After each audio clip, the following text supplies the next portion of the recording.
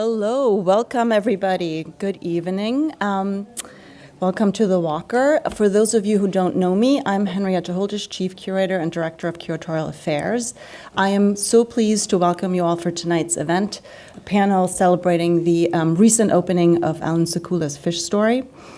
Before we begin, I would like to ground us by acknowledging that the Walker Art Center and the Minneapolis Sculpture Garden are located on the contemporary, ancestral, and traditional homelands of the Dakota, and that the site that we're all gathering on tonight was once an expanse of marshland and meadow that held meaning for people from many indigenous nations, Dakota, Ojibwe, and many others who live in the community today.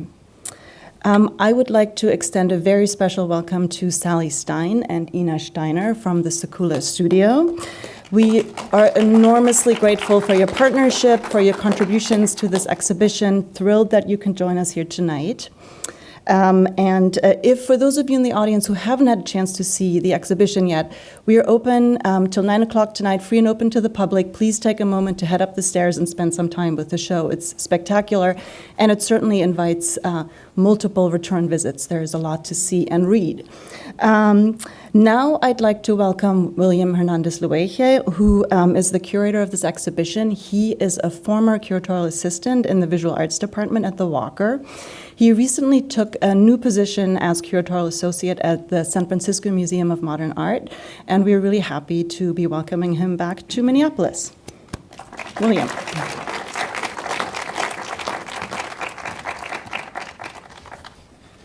Thank you, everyone, for coming out tonight. I'm going to begin with a bit of an anecdote for how I came across this project for the first time. Throughout grad school, Allan Sekula was an artist frequently on my mind. In fact, he was almost unavoidably so. His personal library is installed at the Clark Art Institute, where I would pass it every day on the way to class and on the way to the library, and again on my way home. Naturally, what was initially curiosity, what are these books? Whom do they belong? Eventually morphed into an interest first in Allan's writings and then in his photographs. As I began to dig into this person whose reading list welcomes me into my own research every morning, Fish Story emerged as this singular project which always seemed fascinating and just a little bit out of reach. The last time this work was presented in its entirety was in 2002 at Documenta 11 in Kassel, Germany, and I had assumed, pun intended, that I had simply missed the boat.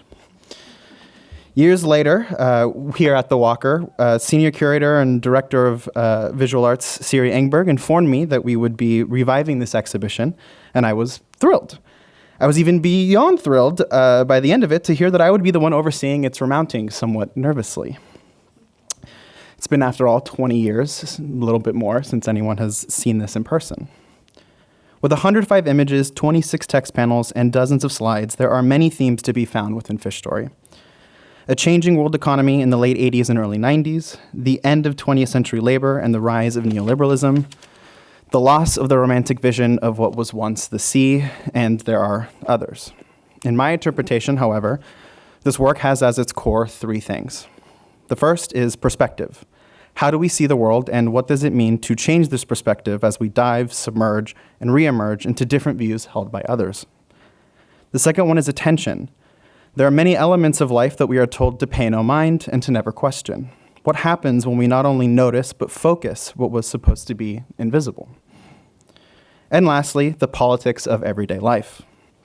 Politics, contrary to what our media presents it as, is not an abstract concept, and at its center, it revolves around the real needs of real people living real lives.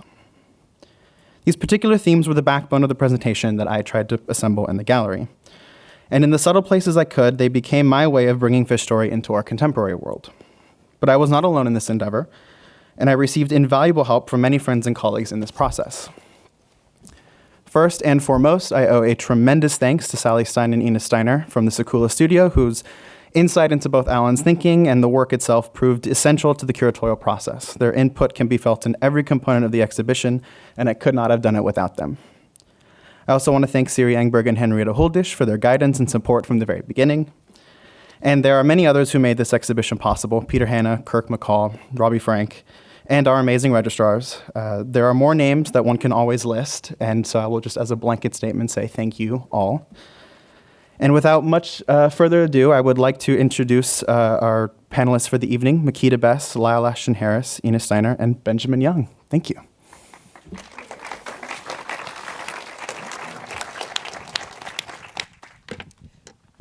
Thank you, William. Thank you, William, for grounding us in that, in the origins of the exhibition. Walking through upstairs, I was really struck for the first time. Well, I hadn't seen the exhibition in Documenta as it was installed, but walking through and having the book there and seeing the texts and seeing the images. And I wonder if first, Benjamin, you could just ground us in these two projects, because you have that book and that's contributing to how you experience the exhibition as well. Yeah, so thanks, Makeda. So I think as you mentioned and William mentioned too, is the project Fish Story exists both as an exhibition and a book. And it's kind of conceived as different formats in a way. They're not the same. The book isn't the book version of the exhibition. The exhibition isn't just the book put on the walls. There are slides, 2 slideshows that are in the exhibition that are not on the book, and then there's a longer, kind of more critical historical essay that's in the book that's not in the exhibition. So these are kind of distinct formats and mediums in a way for Sekula, I think. But I think he's interested in the way that he can, I think, use photo and text in both of them, how those two things relate kind of in both formats. And maybe I'll just say a little bit about the periodization of this work, how he began making it in 1988, 1989. We see in one of the slideshows when he's in Glasgow or London on the TV reportage of the strikes in Poland, the solidarity strikes that start to signal the falling of the Iron Curtain in the Soviet bloc. He then goes to Poland in 1990 and documents kind of what he sees in Gdansk in the shipyards and in Warsaw and other places. And so this really comes out of a moment around 1989 when the fall of the Soviet bloc means the beginnings of what we now see as neoliberal globalization, global trade as we know it. And then I think kind of another key moment for this work, it was shown in Documenta as you mentioned in 2002, but also just before that in 1999 in Seattle, in cooperation with the University of Washington and the Labor Center there, which happened to coincide with the Battle of Seattle, the kind of uprising around the WTO meetings there by both labor unions and anarchists and students and people questioning the neoliberal consensus about global trade. And now today, it's just incredible that just we see on the New York Times reporting how many ships are waiting off the port of Los Angeles to dock. That's not normally what we read about in the newspaper. So the way that the pandemic crisis brought to the foreground the visibility of what's normally invisible, these logistics, this mechanisms of global trade that he wanted Fish Story as a project to kind of to make visible, really, the invisible. And so the name of the film that he makes later, that's kind of inspired by a lot of the themes in Fish Story, is called The Forgotten Space. So how is it we can kind of begin to turn our attention to this world? And I guess maybe the other kind of key thing about Fish Story is it's also kind of turning point for a lot of people in receiving Sekula's work, because he was so well known as a critic and a writer and a historian of photography. Very influential for people in art schools, kind of learning about the history of photography, who maybe didn't know his work as an artist that well. And so Fish Story, I think, kind of reasserted his visibility as an artist, too, for that reason. Yeah. Yeah, thank you so much. Maybe we'll go back for a moment, because before Fish Story, he'd also published a really important book that relates to Fish Story and the ideas he's putting forth there as well, Photography Against the Grain. And that is a book that was really important for your own formation and your interaction with him as a student at CalArts. So maybe you can share a little bit, Lyle.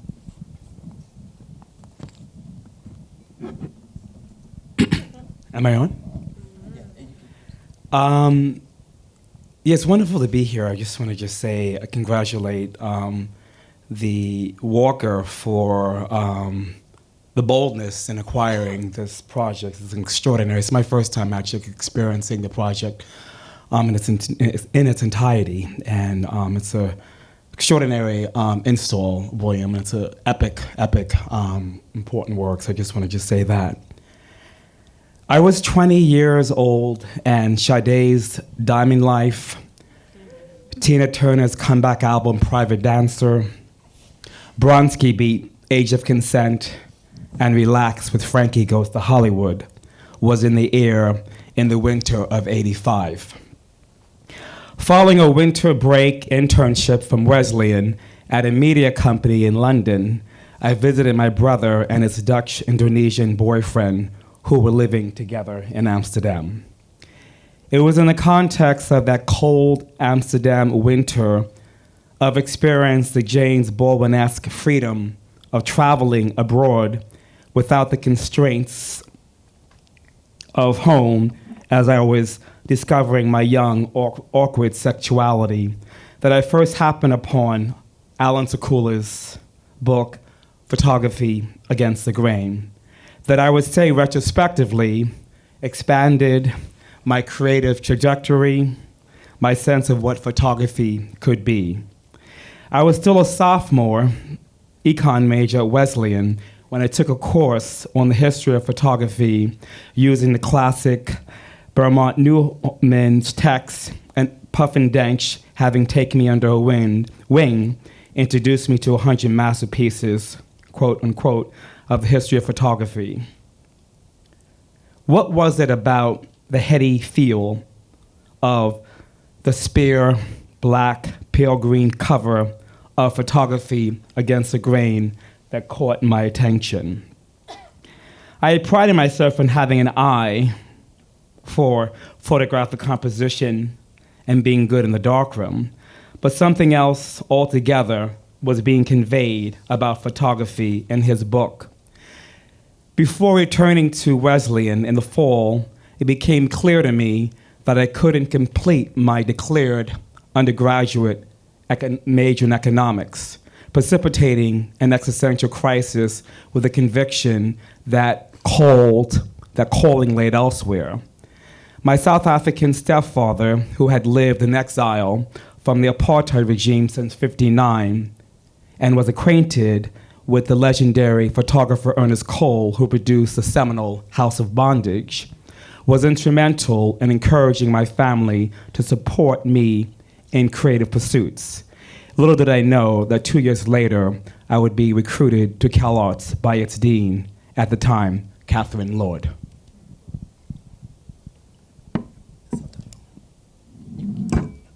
Oh, you can keep going. Yeah. Oh no, I said you keep going. Because your slides are up. Okay, I'm gonna go. I have more slides later. No, they're all queued up here now. Okay. Okay. While Catherine takes pride in me as one of her own discoveries, it was Allan who did the heavy lifting as my mentor over a 2-year period. I can distinctively remember Xeroxes of images from Mapplethorpe's Black Book and Thomas Finland's exoticized black men on my studio wall, and engaged discussion with Allan about how I would go about working through these representations. While I could tell his intellectual interest laid elsewhere, he was generous in his patience with me, occasionally ruminative, and always formidable. He awed us grad students in the classroom with the depth of his knowledge, and in grad critique, there was something in his very presence that kept all of us alert and focused. It was in the context of one of these critiques that I presented my first mural, a 6 by 4 foot black and white self-portrait wearing leotards and blonde wig, and the word faggot scrawled across it in ruby red lipstick. Should I continue? Mm-hmm. Okay. Yours are all queued up here. Okay, Yeah. So just to give you an idea of the kind of work that was coming out of CalArts in Southern California that Allan had influence on, I was thinking about for this is just my undergraduate thesis, but thinking about some of the work that came out of the work with Todd Gray's seminal work on Michael Jackson, Kathy Opie. This is not Kathy, but this is John Grayson. This is was John Grayson there at the time? He's a Canadian Marxist filmmaker who I took a queer class, queer and queer theory at CalArts. Kathy Opie, who is very much influenced by Allan Sekula, as well as Catherine Lord.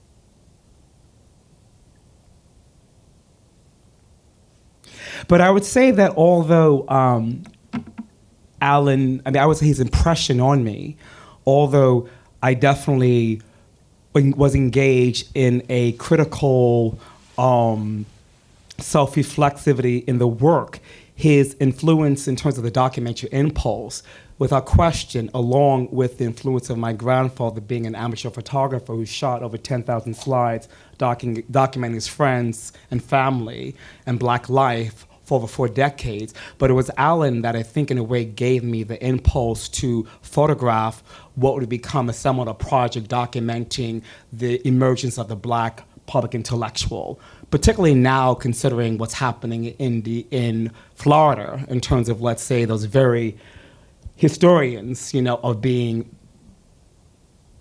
not permitted to be teaching at institutions or their coursework being able to taught.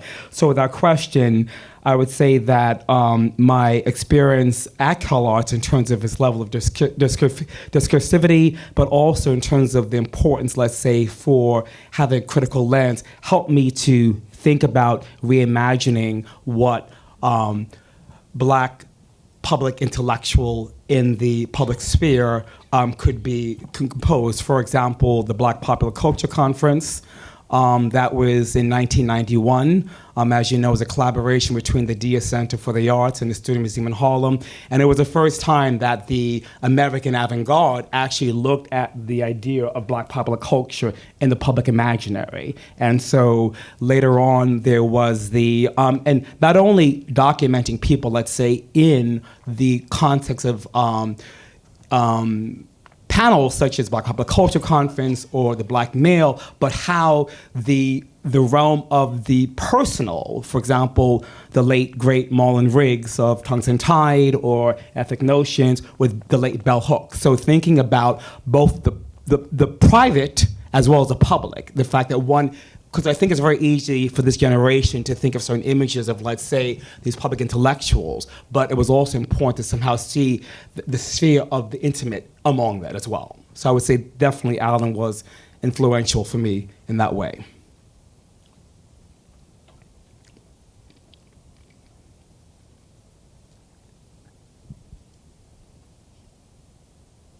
And then later on, in terms of even thinking about Fish Story today, just thinking about what it meant to have shot over 10,000 slides over a period of, let's say, 10 years, and then having them lie dormant, and then to reimagine what does it mean to somehow to reengage this archive, and to think about how can you think about the past as a way to reimagine the future, if that makes any sense. So the Ektachrome archive not only include images from the past, but also to think about how we can inform the next generation of the notions of history, but also in a way that allow for to bring them into the mezzanine scene itself. So this is an installation that was at the Sao Paulo Biennial, and then later this came to the Whitney. So I'll just end with this slide. I didn't know all mine was going to be at one time, but I was thinking about just in terms of Allan's idea of like social practice, and I recently co-edited this issue in Accra, where there are artists and critics as well as Anthony Appiah who engage in critical theory, but also it's an issue that deals also with queer spaces within Ghana, which in a way that have not been somehow documented. So whether it's having the having the first lady and also political class in Ghana, at the same time to be bringing in other discursive spaces within Ghana, and what does it mean to have that in one frame, if that makes any sense. So I didn't think about that until recently, the fact that what it meant to think about not only engaging images, but to create a context in which, having lived in Ghana for 7 years, and where homosexuality is against the law, what does it mean to create what does it mean to create a forum where those issues could be brought to bear? In fact, to have that issue not only circulate in the U.S., but to have it in Ghana as well. If you think about the Ghana in the popular imagination in terms of liberation, if you're going back to 1957 with Ghana being the first independent country south in West Africa, in West Africa, and what it meant to, let's say, have a forum where we could at once look at the history of travelogue, whether that's Richard Wright or Saidiya Hartman or Echo Shun, but also to think about the idea of diaspora, but to hold people accountable for what they mean by diaspora and who gets to somehow speak and to draw from that community, if that makes any sense. Yeah, as you're speaking, Lyle, it's so interesting that, and I want to come to you, Benjamin, in a moment to think more about some of these photographs, wonderful photographs that Lyle has shown us of LA at that time and that kind of moment of art making. But just as you were speaking, thinking about, the fact that you're reflecting on his teachings after all of these years, and as someone else who I think I had a conversation with him about the first photographically illustrated book by an American, Alexander Gardner. I had a conversation with him for about 20 minutes, and that took me about 20 years to unravel myself, and a book and a dissertation. And so, just his insights, right, chasing those insights and having them be revealed to you over the course of years has been something that's been really special to my own growth as a scholar and a thinker. But Benjamin, take us into these photographs that Lyle has shown us of this world. And your book was really the first to kind of take this seriously. I think it had not been really taken seriously before, but this space that he comes out of, this community that he's involved in, and the work that he begins to make. Yeah, so I think it's really interesting to hear this story about his influence in this work, because maybe if you were looking at work by Carrie Mae Weems or Catherine Opie or your own work, you may not see kind of Sekula aesthetically in the work. And you might even think that this moment in the 1990s, performance becomes very important, that it's somehow a turn away from documentary or something like this. So it's very interesting to hear you talk about how Sekula's engagement with photography and documentary photography in particular is motivating your work. And then also this emphasis, you were talking about creating a kind of archive of Black life. And so I think that's very interesting for Sekula's critical writings. He was, of course, very skeptical about the idea of the archive on the one hand, because he saw it could be a kind of disciplinary apparatus to collect photographs, to treat them as commodities, as equal things, to order them according to disciplinary boundaries, to make them make sense in certain ways that he was in some ways distrustful of. But on the other hand, as I think you're showing, Lyle, that the archive has this potential, a kind of counter-hegemonic or radical political potential to do other things as well, not just to kind of impose kind of disciplinary understandings on these works. And so your kind of archives of Black life, or Sekula's later reflects on the work of Susan Meiselas, who worked with this large book on Kurdistan, the ways in which those kind of archival models get adopted, but kind of turned against kind of the larger systems of power in a way that they sometimes serve. So I think that one of the really interesting things about Fish Story is we see a kind of different emphasis in Sekula's work as an artist maybe than we saw in some of the critical writings. And so the art historian Liz Coates once credited the rise of kind of abstraction in photography in LA in the 2000s as a kind of fear among students to do documentary work because they had read Allan Sekula, they had read Martha Rossler's critiques of documentary photography from the 1970s, that they felt that they couldn't kind of step into the kind of traps of kind of liberal humanism, of sympathy, of looking down on the poor, those kinds of things. But that never kind of stopped, those critiques of documentary photography, the critique of the archive never kind of stopped Sekula from, of course, shooting his own photographs and trying to weave together this larger collection of texts and images that we have now as Fish Story. And so I guess one of the things maybe to emphasize then about Fish Story as an artwork is maybe not the method or the form, but just how Sekula wanted text to play a role, but he also wanted to keep text separate from the images as well. That he thought that photographs could do their own work kind of visually. You'll notice in the exhibition, the captions are important. They tell us kind of what we're looking at, who, when, and where, but they're kept separate from the images themselves. And you're kind of asked to do the work as the viewer, to approach an image and try to figure out what it is you're looking at. How is it related to another image? So the pair we just saw, I've put a couple pairs here together, is also to see images not just as a single unified work in itself, but photographs in relationship to other photographs. So this is a contrast, one contrast viewers could make between this out-of-work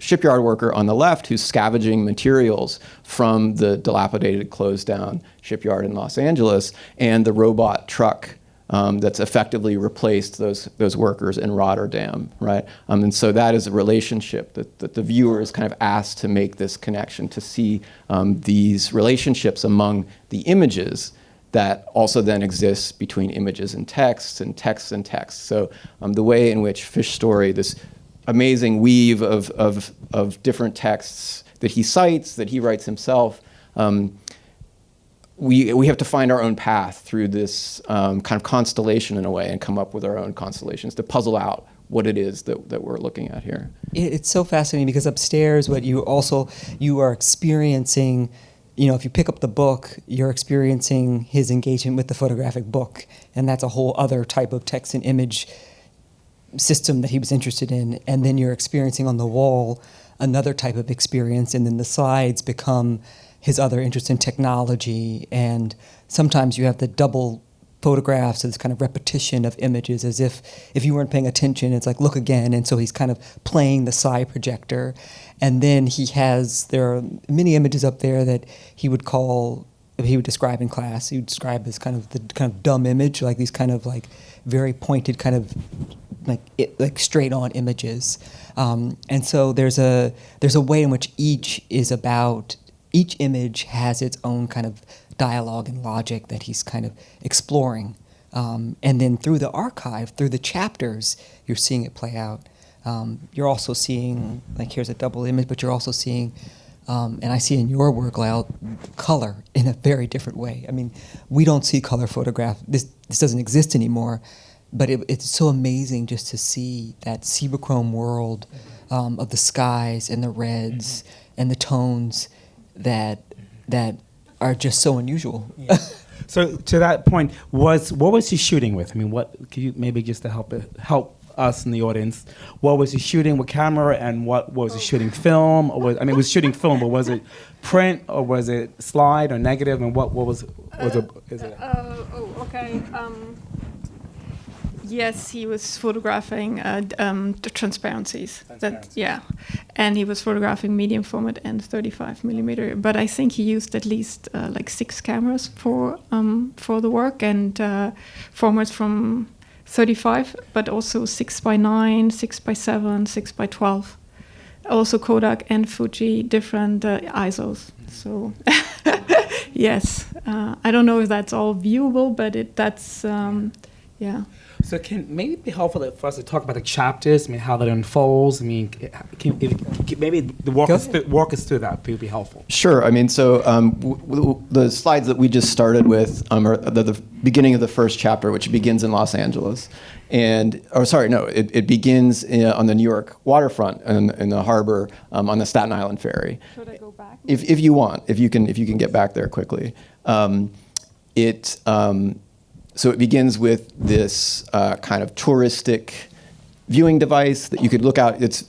You maybe haven't noticed it yet, but the Statue of Liberty you can see in the top right of the left-hand image there, way off in the harbor. So it's this kind of touristic scene, and then this boy with the kind of device next to it, and it's often what I've called pendant portraits, people not just fixed in a single image, but either at work and at play, or at two moments of work, or here, the boy in front of the viewing device and then absent, which kind of frees in a way the individual from being stuck in a kind of single frame and asks about what is this relationship to technology that we have. But then, I can do it too. Yeah.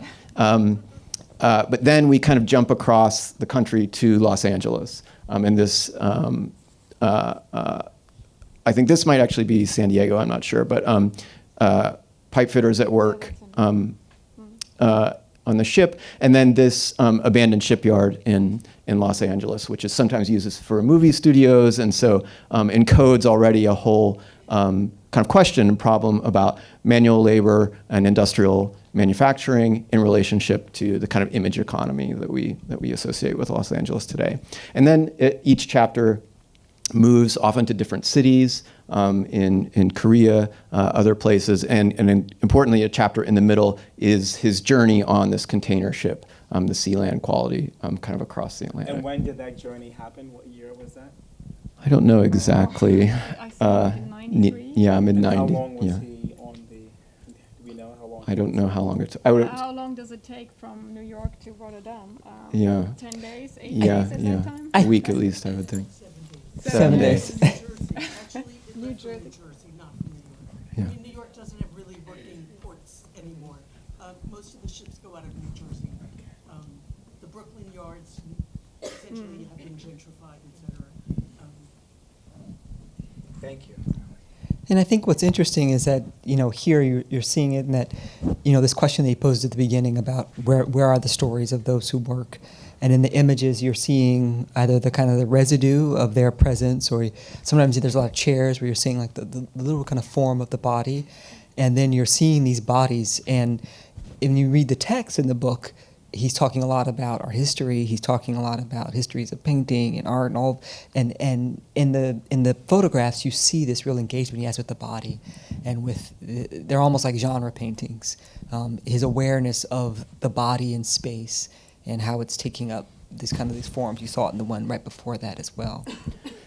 Yeah, absolutely. And it's on the one hand, the kind of crude materialism of the harbor, he calls it in the beginning, is kind of a working method in a way that if you pay attention to these ports, you can begin to get kind of material clues about the movements of goods and the people who do the work that move them. But at the same time, I think you're right that he's also very interested in the kind of phenomenology of work and with the experience of these people. And so I also think, in addition to the amazing amount of references, modernist novels, poetry, history that fills the text, is also the reported speech of people who've kind of said things to them. And often these kind of reports from working class people about what they think about the situation is really kind of a kind of key moment often in the text too. And upstairs is even a text that's framed where he quotes.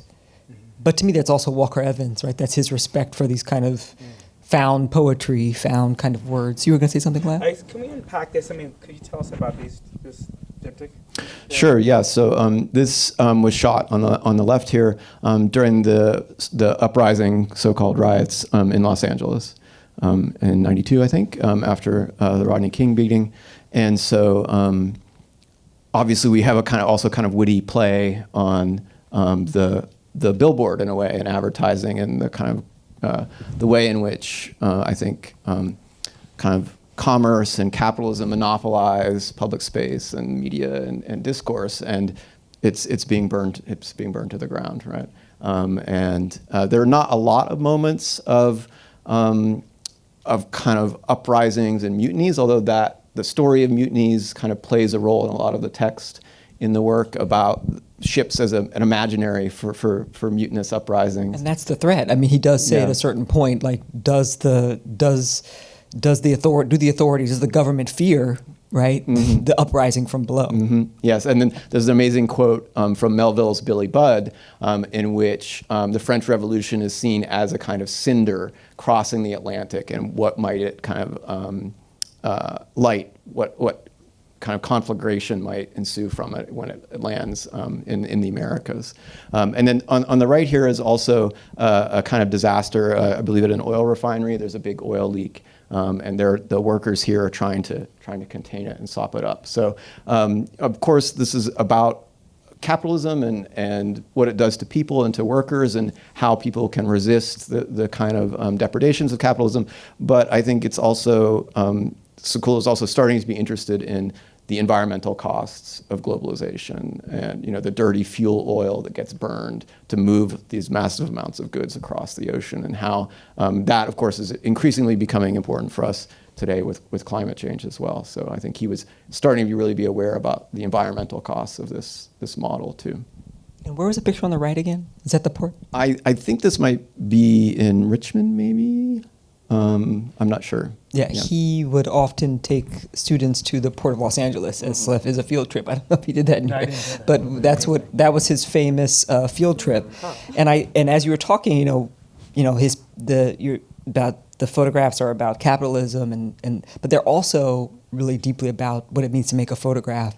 And on this field trip that he would do, we would just kind of go there and look around and like, what are we doing here? And that was kind of the point. It was about like, what does it look like? Like, how do you make a picture about all of this? And that kind of like, it's not going to just show up to you. Like, how do you construct a story?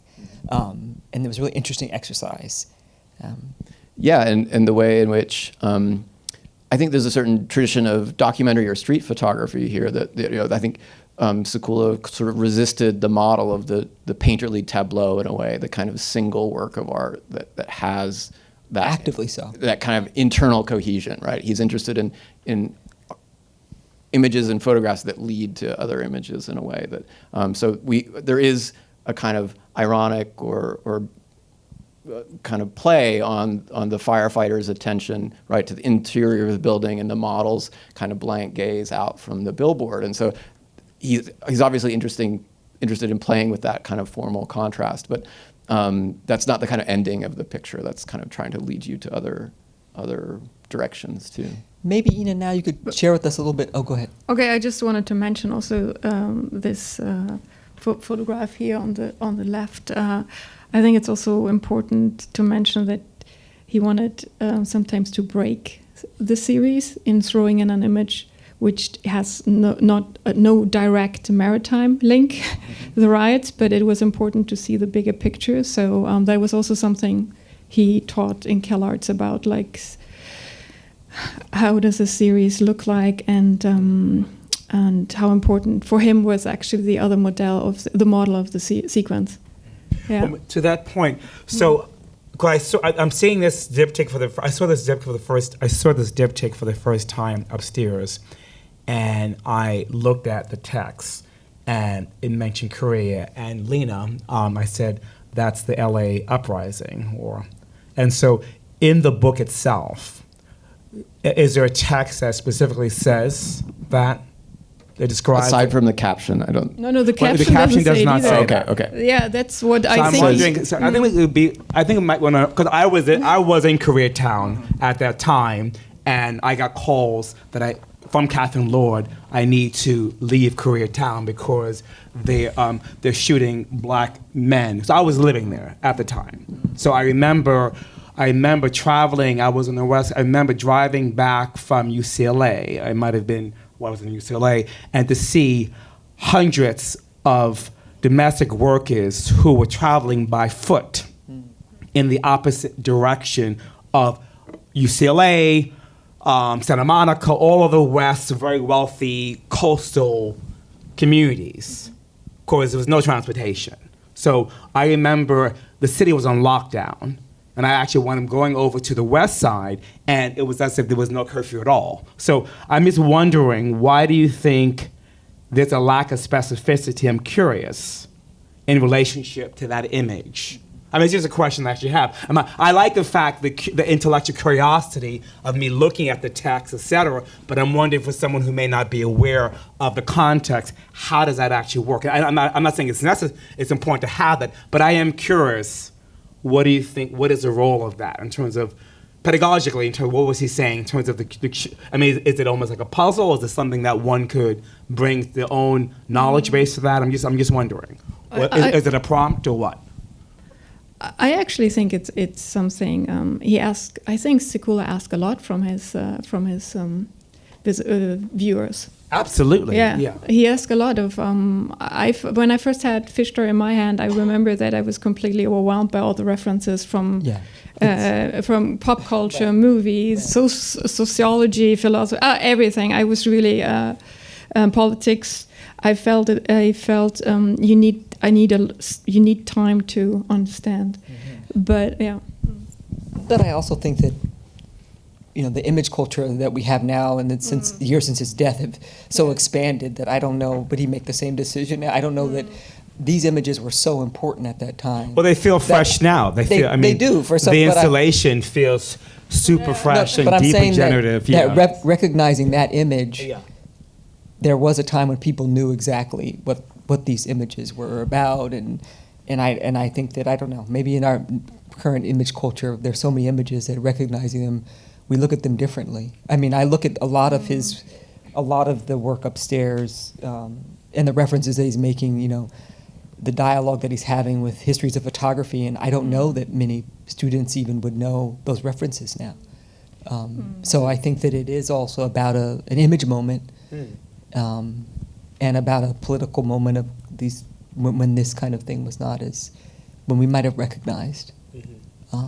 Well, then maybe you could talk a bit about why is that instructive today? Because in thinking, I had to revisit my copy of well, I think it's Against the Grain that was in storage, and to revisit that and to take that copy was a copy I got in Amsterdam at the age of 20. But so to be going through that in an immense, immersive way in the last couple of months really helped me to think about what may be possible for today in terms of a different level of practice. Well, I think that that each of these images, whether or not he is identifying them, is asking us to think about images at large, and what is it that we're seeing that we recognize, because every image is about every other image in many ways. So what is it? How are we sharpened? How is our mind kind of sharp to that realization? Like, how is this an image about something else? How is it slightly different? How is the perspective different? And so they invite that kind of, I think, that kind of careful examination. I really wanted, Ina, for you to take us into the early kind of images, if we could get to that part of the slideshow. But do you still have the time? Yeah? Why don't we see the... Yeah, I brought... I worked in the archive after Allan's death with Sally Stein together for a couple of years before the transfer in 2016 to the Getty Research Institute, and so as an archivist I brought some artifacts. So Sekula was not born actually in Los Angeles. He was born in Erie, Pennsylvania, and he moved with his family in '59 to Los Angeles and to the harbor district of San Pedro. So what you see here is actually where Allan Sekula photographed, used the medium photography as an fine art student at UC San Diego. These are the contact sheet number 6, and what you actually see, these are his first tentative photographs. What you see actually is he documents the demolition of Beacon Street, which was the harbor waterfront in San Pedro. So this is a humble start, but it, like all starts, are humble. But he also photographs on the same contact sheets a project he would further on pursue, and this is a project called Aerospace Folktales. Some of you probably might know this work, but this is an early art piece of him. It has nothing to do with the or not directly to do with the maritime, but his father at that time lost his job in the aerospace industry, and he focuses his look on the inside home while the family was in a crisis. So we're talking about 71. So the beginnings of photography took obviously a while. We are now in 80, so 9 years later. He was in Canada, and he recalls that moment, actually, in an interview with the art historian Benjamin Bucklow, that he was in Canada, so far away from his hometown, basically. He had this pivotal moment where he was walking with another artist, Carl Beveridge, who was also very involved in labor issues in the harbor of Halifax. And there he somehow recalls that he had this moment of the harbor as a bigger picture. Sometimes you have to maybe go somewhere else, a distance to topics to discover them again. Because at that time he was actually taught in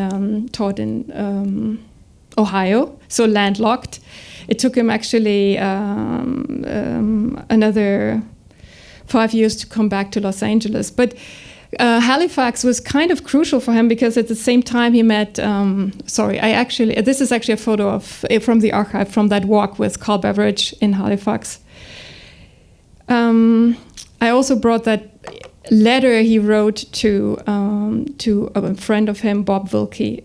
He also Bob Wilkie worked at NASCAD, what is it called? The Nova Scotia College of Art and Design. Thank you. He worked at the printing press there. And as we know, Allan published 2 volumes with that publishing press. And he met him, and Bob Wilkie was working 2 weeks in the art school and 2 weeks as a sailor. So when you read the letter from Allan in 83 to Bob Wilkie, you can see that he envied this lifestyle of being not always being not stuck by deadlines, that you can actually go out and maybe onto the sea, and maybe that was also some inspiration he got for his later setup of work. So my next picture is actually already where I'm actually too fast. I wanted to finish a bit. So we are in 80, and then it took him in 85, where I actually also studied. He taught at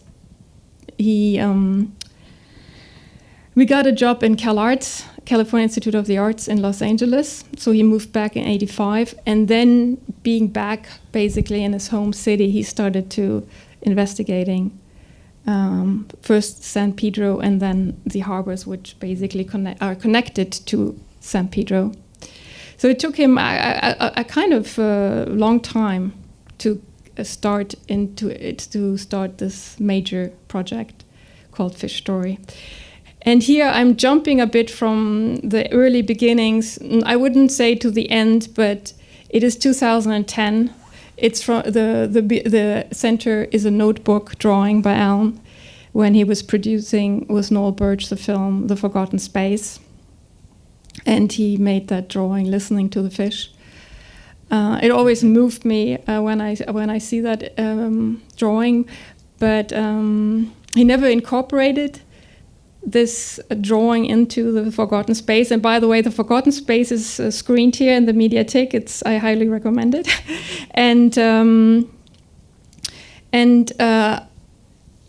I mean, the fish story is called Fish Story, but there are not so many fishes in Fish Story. But they're mainly fishes in fish markets. So I drew these, though I pulled these 2 images of the fishes. Like I always liked the fugitive eel who tried to escape. But there are not so many fishes. But and Ben already mentioned it, is that the yes, Fish Story and also The Forgotten Space mainly deal with, I would say, work, labor issues.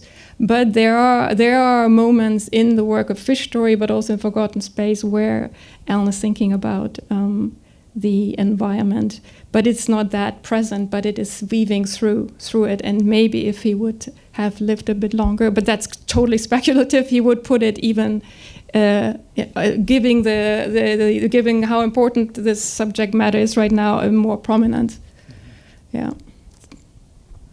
Thank you. I guess I had a question for Benjamin in terms of, so if Photography Against the Grain was published in '85, and but I think it may be good since a lot of students, it seemed like a lot of students in the audience. So those critical essays in art form in '75, how many were there published over a period of how long? And I mean, because I'm thinking about who else was Janet Malcolm writing photography in the New York. I'm just trying to, if you could situate how those particular essays came to be and their discursiveness in art form, and what is the context at that time in photographic history, in critical theory, if you can just give us a context for that, and why were those so important, you know? Sure, yeah, so you're right that his earliest kind of critical essays appear in Art Forum. One of them partly comes out of his thesis that he did with David Anton for his MFA at the University of California, San Diego. And that was very much a time of thinking about photography and our history broadly informed by semiotics and kind of structuralist models of communication that I think Sekula was engaged with, but also he's interested in questions of ideology and power and how those get reproduced kind of through images. And so I think those kind of come together at that moment in the early 70s, and then there's a brief moment. He does live in New York for a bit of the 1974 and 1975, makes some connections to the art world there, but then also kind of returns back to California and kind of isn't going to kind of stay in the New York art world. And there's a brief moment when he does kind of turn that thesis he was writing in San Diego into an article for Art Forum, and gets, I think, two other articles published in 74, 75. And then Hilton Kramer, the conservative critic, takes Art Forum to task, not just Sekula, but the entire editorial direction as basically kind of Marxist nonsense, and dismisses it as kind of irrelevant to criticism or to art in general. And the publisher of Art Forum hears that and fires the editorial staff. And so basically people like Annette Michelson and Rosalind Krauss go on to form the journal October. And it's a very brief moment when he's kind of plugged into that network. And then it's later that he publishes books with the Nova Scotia Press, writes those articles, and then they get collected into Photography Against the Grain. Thank you. And I think that what you're seeing upstairs is really the way in which, for him, writing, and there is a wonderful display of his books, but you're seeing on the wall the way in which writing informed his photography, informed these texts, and then what you don't see is the teaching, which was also really important to him as well, being in the classroom and engaging with students. I think we should open it up for questions since our time is running short. Will there be a microphone? And there we are.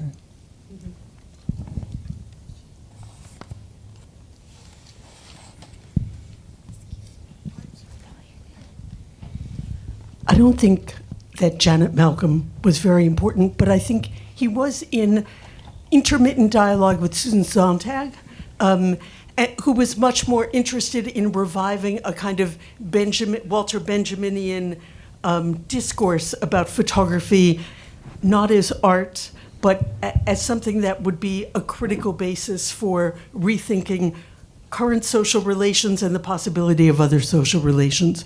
So he was in touch with Susan Sontag. He was also in touch with Howie Becker, who I think is still alive now in Paris, but who was very interested. I mean, Howie actually wanted to collaborate with Allan because Howie was very interested in outsider art worlds. That was the title of one of his studies as a sociologist. I think Allan was constantly moving between wanting to understand current power relations and thinking about the role of those on the margins. So the other thing, I really like the question that Lyle asked about what's going on with this picture from '92 of the uprising, this one picture that is not ever really woven into it. Allan was always kind of it sounds too serious, bomb thrower, but he really liked to make trouble. I mean, even at CalArts, he did make attempts to organize faculty, like to start a union. It was not successful. Well, he told us all to go up and take over the principal's office. I mean, the director's office. So I think this is a kind of, I mean, he was very interested in the uprising. And by the way, it was not at the time of the beating of Rodney King, but the acquittal of the officers who had been involved in the beating. That was what really sort of blew things up in Los Angeles at the time, and that they all were going scot-free. And so I think he liked to throw sparks and to see, because he both wanted to think about the dominant order, but he wanted to remind us it's not as stable and hegemonic as we are led to think.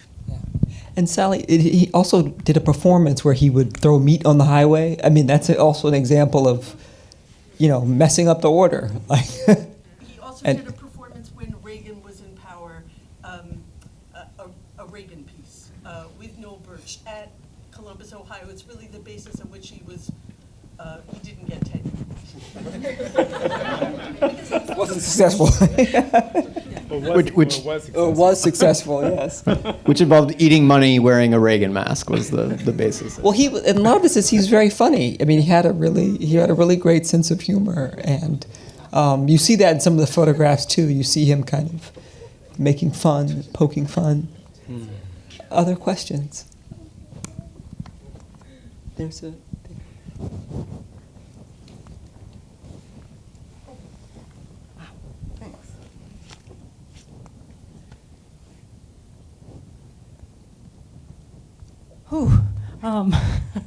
I am so glad that conversation came up about the photograph from Koreatown, because when I came across it in the show, I thought, how does this fit?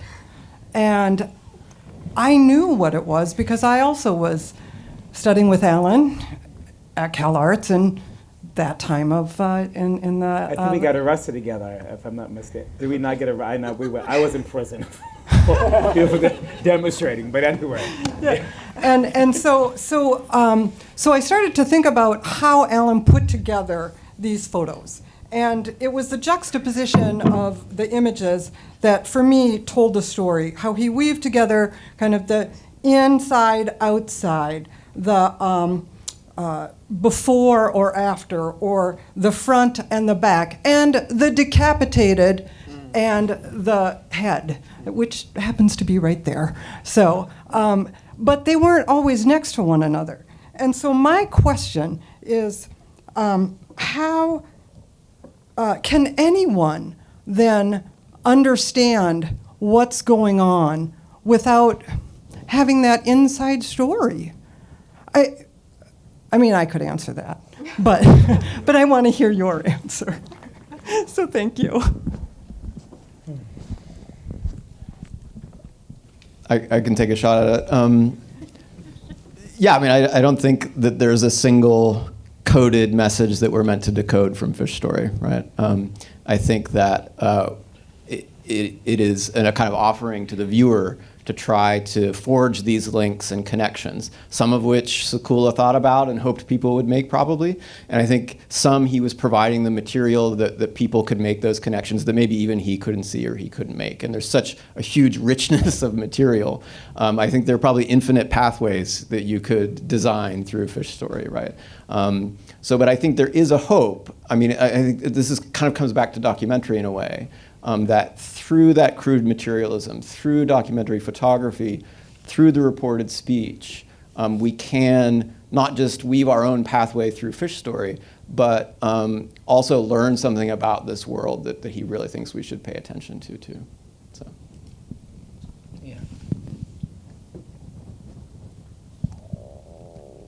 Yeah, I mean, I totally agree with that. And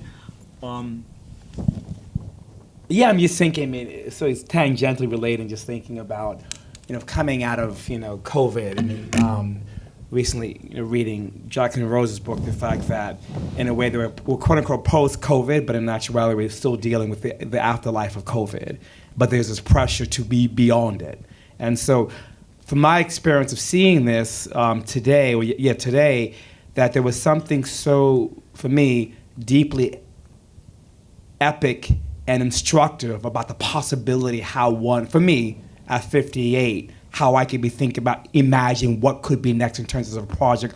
I mean, there's a scope to it and a deep generosity in combination with the books and the essays. Oh, it is a possibility, because I think if you think about the lack of memorialization, the amnesia that's happened, let's say, after COVID. If you think about, there have been, for example, a consolidation of, let's say, maybe the Black blue chip artists. But in terms of where has there been a deep memorialization of death in the culture? And there's something about this project, for me, makes me think about, it feels fresh in offering me a deeply operatic, a deeply brilliant thinking, and also the scale of it. Oh, there are other possibilities that we could be thinking about in terms of the imagination, if that makes any sense. This is just one, and I think William talked about that in his essay for the Walker, catalog, in terms of like it's one example.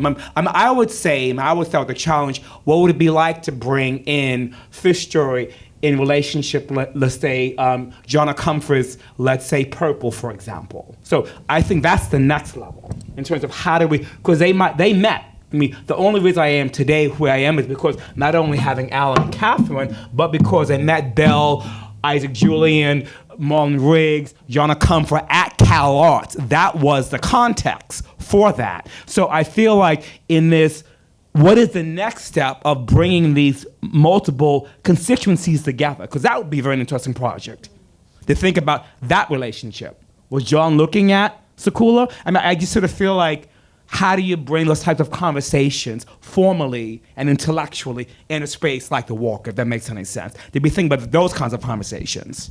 I think that's important. And I don't think we have reached that point yet. Maybe, I didn't see the documentary iteration, but it'd be curious to see post-Sekula, post-Oakland and Razor, grieving, because I think it's also about grief. I had to revisit, for me, what it meant to be, because this is almost, I wasn't at Allan's memorial, I remember the last image I saw of Allan when he and Sally, and post-Cal Arts, there was some sort of gala or some sort of something, but the two of you were dancing, if you remember.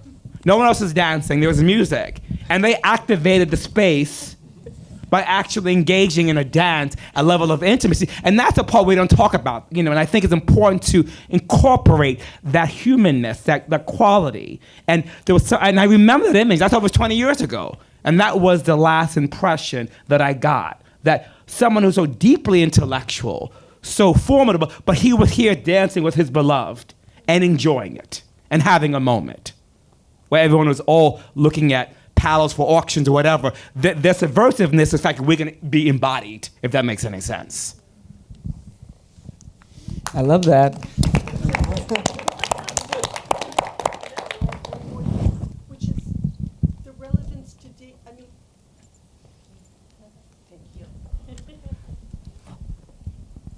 We haven't really mentioned the container.